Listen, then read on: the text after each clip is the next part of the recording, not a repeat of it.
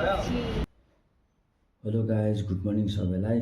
र आज चाहिँ बिहानै तपाईँहरूलाई चाहिँ ओछ्यानबाट भिडियो बनाउन लागिरहेको छु है। र मेरो भिडियो बनाउनुको कारण चाहिँ के हो भनेदेखि आज चाहिँ मेरो भाइले गाडी किन्दैछ नि त नयाँ है।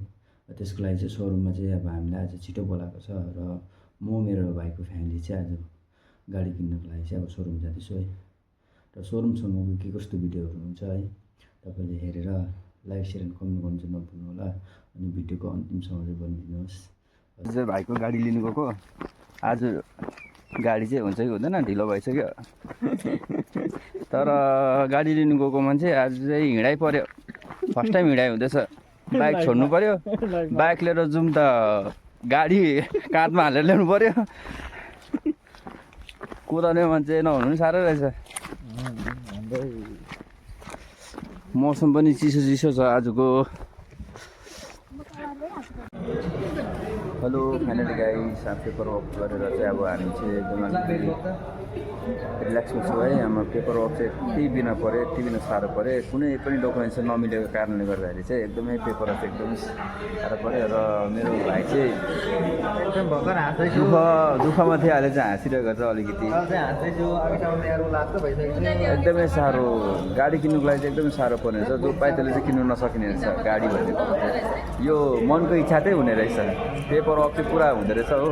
त्यही कारणले गर्दा चाहिँ गाडी यसो गाडी किन्नुभन्दा अगाडि चाहिँ यसो अब चाहिँ मलाई सम्पर्क गर्नु ल, म सबै बताइदिन्छु। सबै सिकेँ मैले। खै त हेर्दैन त अन्त अलिक खुसी छ साली त। बुढाबुढी पुरा खुसी चाहिँ। अन्त काकी नि हाँस्दिन नि त लु, भाइको काकी हाँसी माया हो फेरि हो।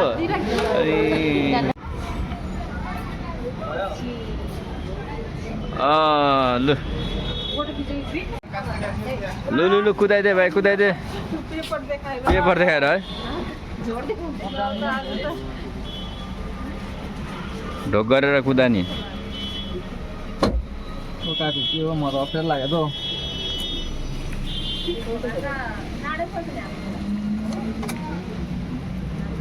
क्लच दबा पहिला।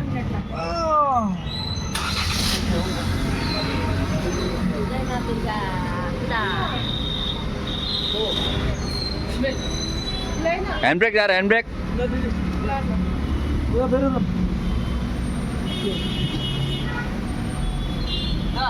यता यता यता।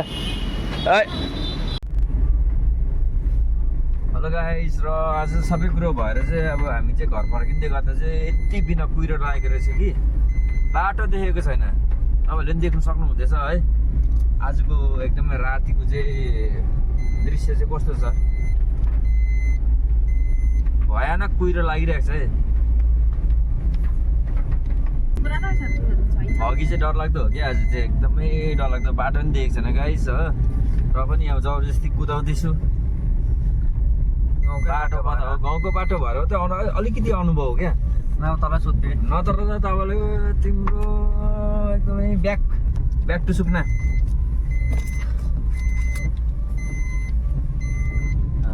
है आज गाउँमा चाहिँ यस्तो छ। कति बजिरहेको छ? 10:30 भयो होला।